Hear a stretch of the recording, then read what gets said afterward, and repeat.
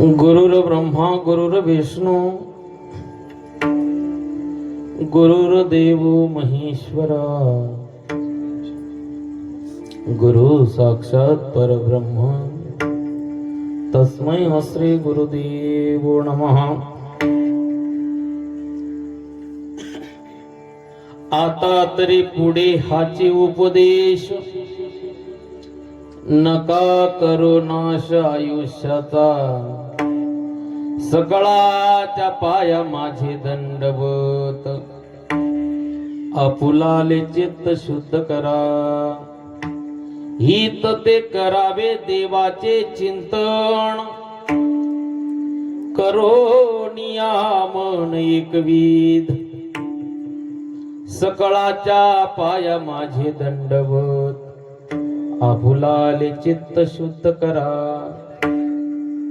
तुका म्हणे लाभ होय तो व्यापार, करा काय फार शिकवावे, सकळाच्या पाया माझी दंडवत, आपुलाले चित्त शुद्ध करा। विठाल विठाल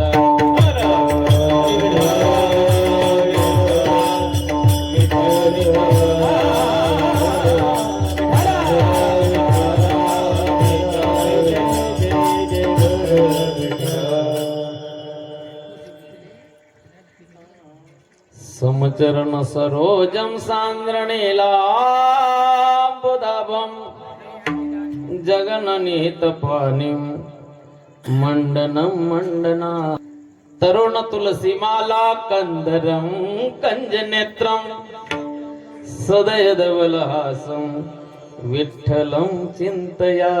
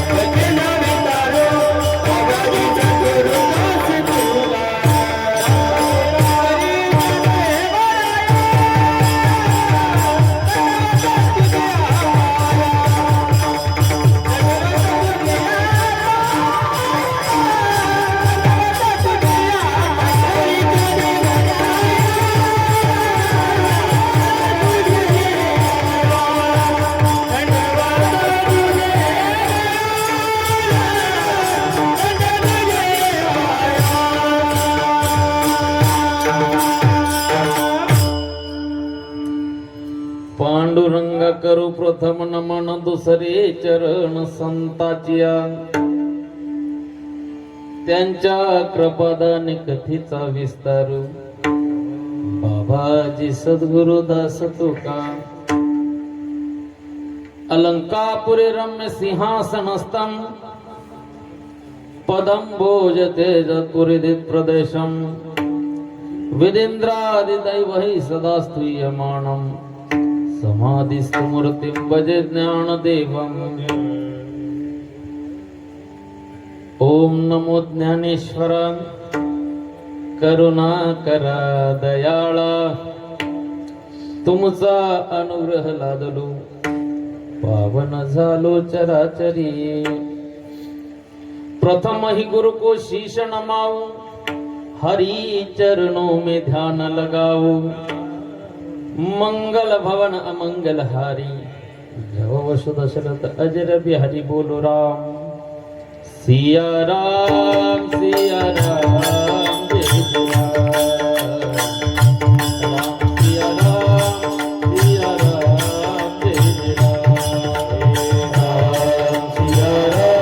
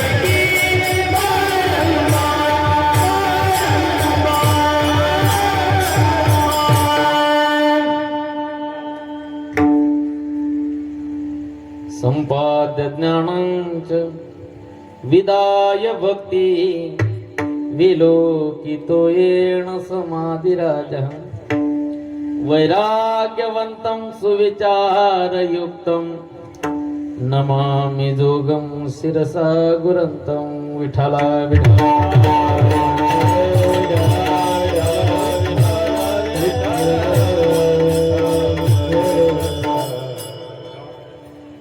नमो सद्गुरु तुकया ज्ञानादीपा नमो सद्गुरु सच्चिदानंद रूपा नमो सद्गुरु भक्त कल्याण मूर्ति नमो सद्गुरु भास्करा पूर्ण कीर्ती मस्तक हे पायावरी मस्तक हे पायावरी मस्तक हे पायावरी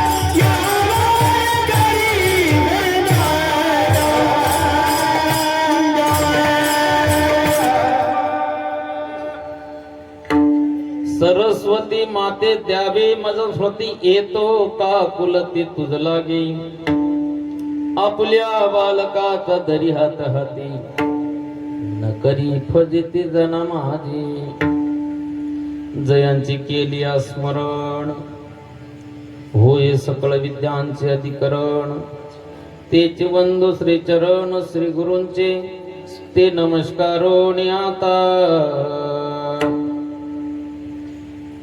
आता तरी पुढे हाची उपदेश नका करू नाश आयुष्याचा नको करू सकळाच्या पाय माझे दंडवत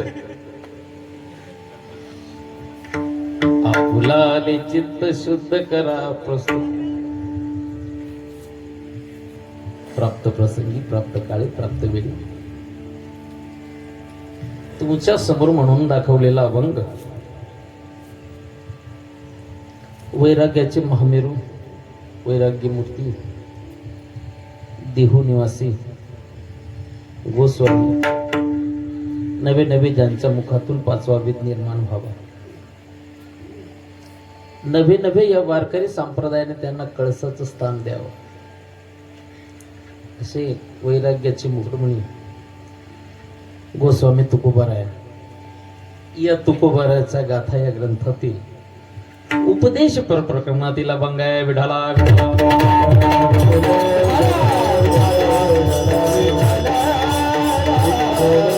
उपदेश पर आहे. अभंग 4 चरणांचा आहे. तुकोबारायांचा आहे. अभंगातून बोलताना महाराज म्हणतात महाराजांनी या जगाचं अवलोकन केलं. जगाचं अवलोकन केल्यानंतर महाराजांना एक दयाभाव निर्माण झाला महाराजांचा अंतःकरणात आणि दयाभाव निर्माण झाल्यानंतर महाराजांनी विचार केला की ह्या जगाला या मनुष्य मात्राला जर का मार्ग व्यवस्थित जर का सापडला नाही तर परिणामी काय होतील भवाची पुरी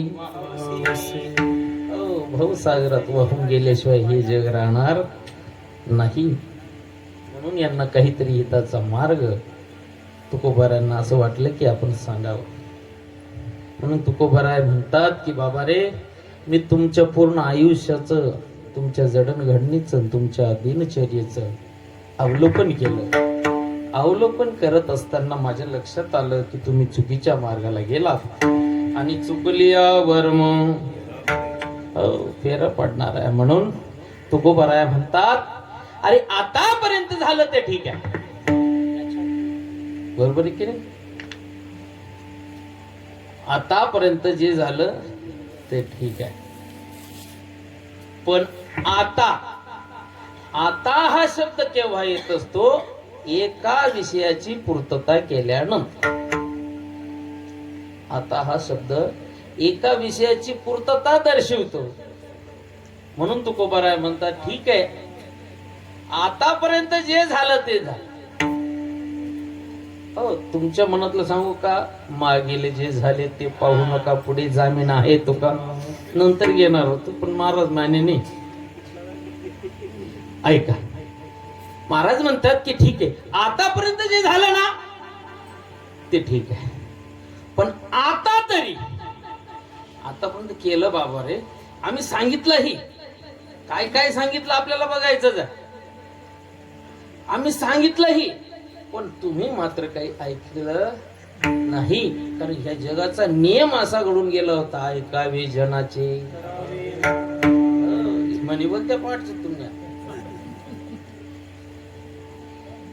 करावे मनाचे. ज्ञानोबा काय सांगतात मनो मार्गी गेला इथेच फुल स्टॉप. म्हणून तुकोबाराय म्हणतात अरे आतापर्यंत जे झालं ते झालं पण आता तरी आजपर्यंत तुम्ही आयुष्याची नासाडीच केली आयुष्याचं मातेरच केलं पण या आयुष्याचं मातेर आता तरी होऊ देऊ नका. तुकोबाराय म्हणतात की रे आम्ही सगळ्या प्रकाराने सांगून पाहिलं. आता तुकोबाराय म्हणतात शेवटचा एक प्रकार आहे तो वापरून बघू. म्हणून तुकोबाराय म्हणतात की तुमच्या पाया पडतोय. तुकोबारायांनी आपल्या पाया पडावं महाराज आहे का आपला अधिकार? तुकोबा राय सांगतात, तुमच्या पायाकडून सांगतो, सकाळच्या पाया. आणि काय बरं, स्वतःच हित नव्हतं, जगाचंच हित होतं. आपलाले चित्त शुद्ध करा. मग का तुकोबा राय, ठीक आहे, तुम्ही म्हणतात त्याप्रमाणे करोही, पण मात्र आम्हाला एखादा असा मार्ग सांगा ना.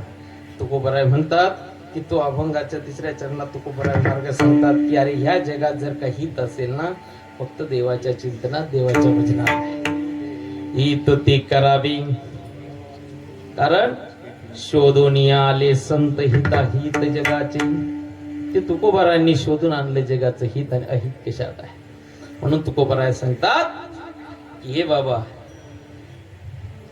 हित ते करावे, देवाचे चिंतन करो नियामन, एकविध किंवा शुद्ध व्हावे किंवा एक व्हावे. सकळाच्या पाया माझे दंडवत, आपुलाले चित्त शुद्ध करा. तुकोबराय म्हणतात अरे तुम्ही व्यापार करायला आले ना, कारण या मनुष्य देहात आल्यानंतर माणूस कशासाठी येतो? व्यापार करण्यासाठी. आणि मनुष्याने इथे आल्यानंतर व्यापारच करावा. तुकोबरायांचं तर म्हणणं आहे दुसरं काहीच करू नये, व्यापारच करावा, तोही नफ्याचा करावा. तोट्याचा व्यापार करून फायदा? अरे जिथे लाभ असेल, जिथे आपला नफा असेल, तोच व्यापार करावा. आणि त्याच प्रकाराने धन सुद्धा जोडावं. अभंग आहे की नाही, जोडून या धन, हो उत्तम व्यवहाराने धन जोडावं. तुकोबराय म्हणतात की अरे ज्याने लाभ होईल ना, असाच व्यापार करा. तुका म्हणे लाभ होय तो व्यापार. आतापर्यंत बाबा जेवढं सांगितलं ना तेवढं करा, म्हणजे आयुष्याचं मातेर होणार नाही. आणखी अजून काय शिकवावं? करा काय फार. सकाळच्या पाया माझे दंडवत, आपुलाले चित्त शुद्ध करा. विठाला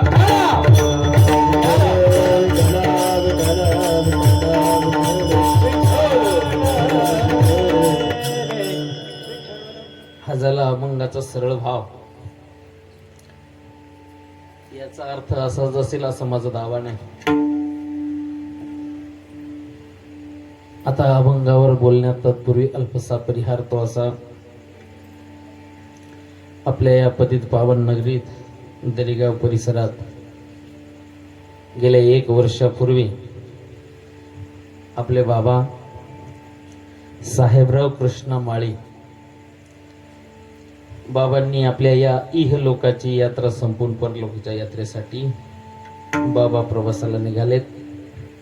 त्यांना जाऊन आज कंप्लीट 1 वर्ष पूर्ण, 11 महिने. हो आपल्याकडे 1 वर्ष श्राद्धच म्हणतात त्याला, बरोबर आहे की नाही, पूर्ण झाले. आणि त्या योगाने जमून आलेली आजची ही सेवा. बाबांच्या पश्चात 3 मुलं होती, परंतु एका मुलाचं देहावसान झालेलं आहे.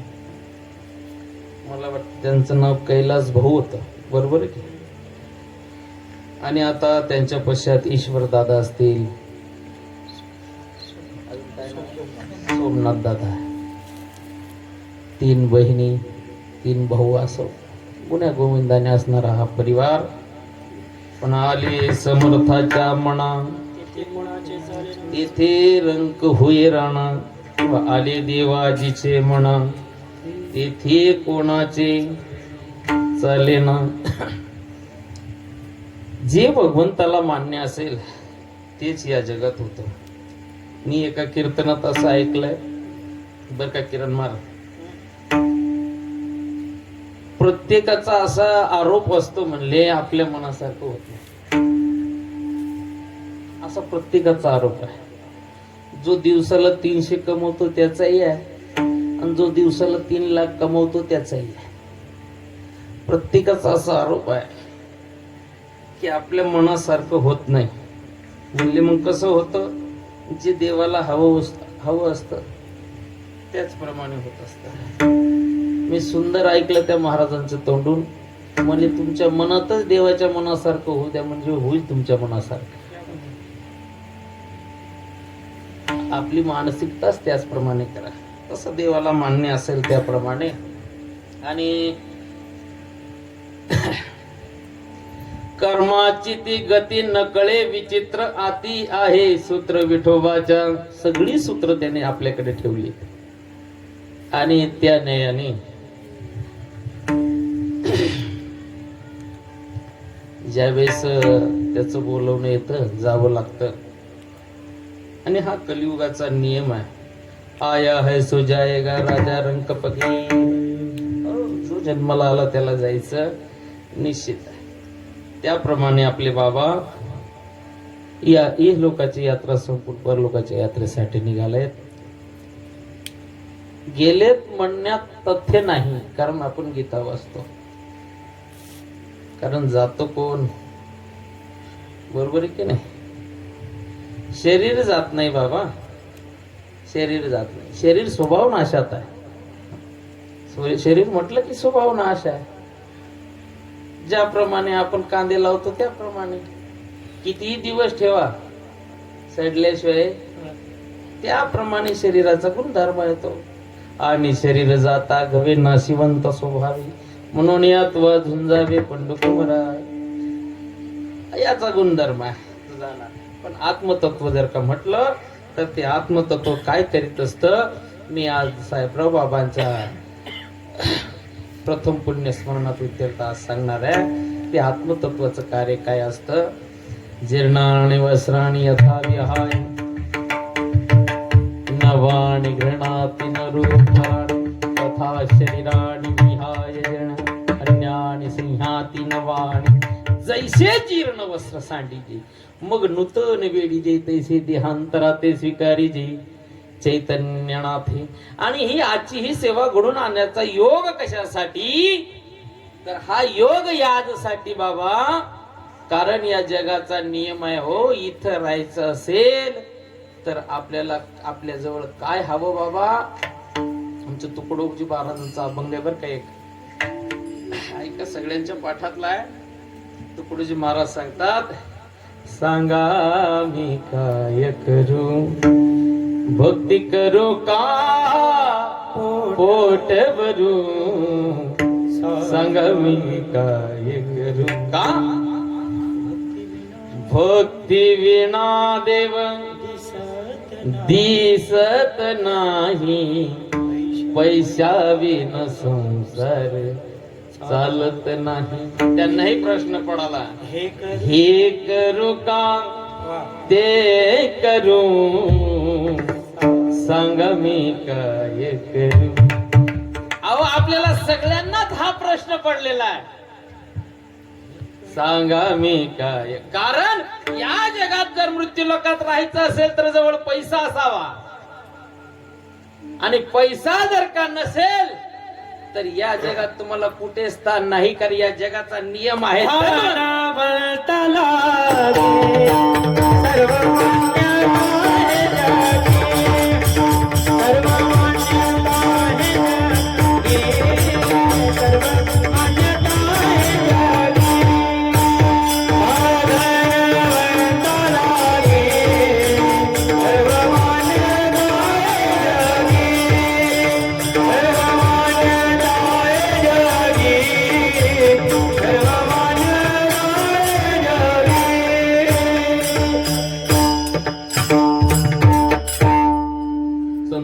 सांगतात, या जगात धनवंता लागे सर्व मान्यता आहे इथे. कारण जोवरी चळण गा, बरोबर आहे की नाही, तोपर्यंतच फक्त. म्हणून बाबा हा प्रत्येक लोकाचा नियम आहे की तिथलं चलन आपल्या जवळ असावं. आणि आपण म्हणतो की नाही कैलासवासी स्वर्गवासी, आपण एकच घेऊ, स्वर्गवास घेऊ. फक्त स्वर्गवासी जर म्हटलं तर बाबा त्या स्वर्गाची गंमत अशी आहे, तिथे सगळे भोग आहेत बरं का बाबा, सगळे भोग आहेत. ते पुण्यमासाद्य सुरेंद्र लोको नश्नंती दिव्यान दिव्य भोगान दिव्य भोग आहेत तिथे. अमृताचे कुंभ आहेत, कल्पवृक्षाच्या बागा आहेत, गंधर्वाचं गायन आहे, कामधेनूचे कळप आहे, सगळं काही तिथे आहे. कुठे? ते स्वर्ग लोकात. पण त्या स्वर्ग लोकात जर जायचं असेल तर हाती पदरी पैसा असावा.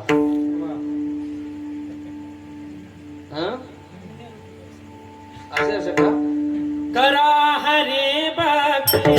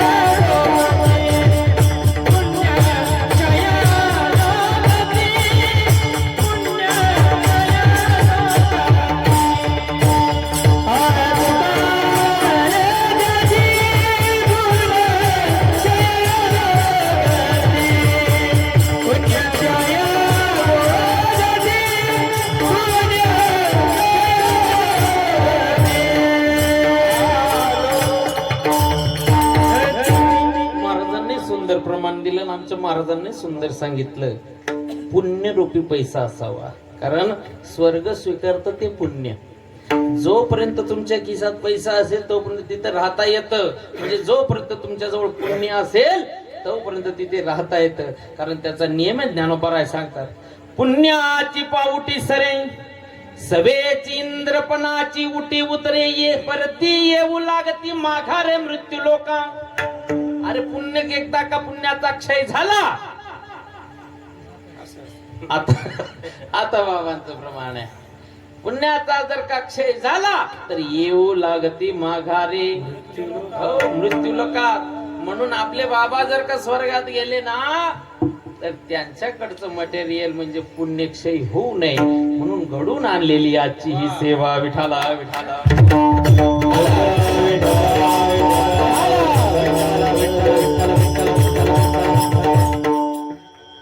कसंय बाबा, जरी म्हटलं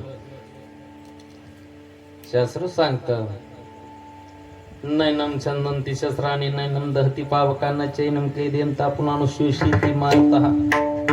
आत्म्याचा नाश होत नाही, आत्मा आपल्यातून जात नाही. न जायते म्रियते वा कदाचित नायम भूत्वा भवितावान भूया अजो नित्य शाश्वतोयम पुराण न हन्यते न हन्यमाने शरीरे. त्याला मरण नाही. पण तरी देखील या प्रपंचात जगत असताना महाराज दुःख मात्र होतं बरं.